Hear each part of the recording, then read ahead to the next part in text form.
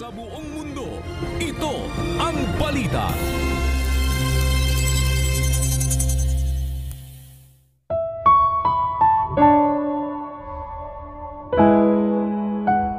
Sinabi sa kanila ni Jesus, "Kung ang Diyos ang inyong Ama, ay inyong iibigin ako, sapagkat ako'y nagmula at nanggaling sa Diyos, sapagkat hindi ako naparito sa aking sarili, kundi sinugo niya ako."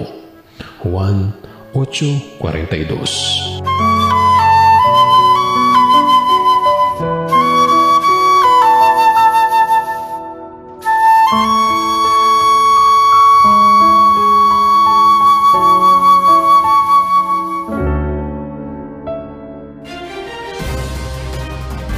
At yan ang naging kabuuan ng ating balitaan ngayong araw ng Sabado. Aming inilahad ng buong katapatan kung paano namin nasaksihan.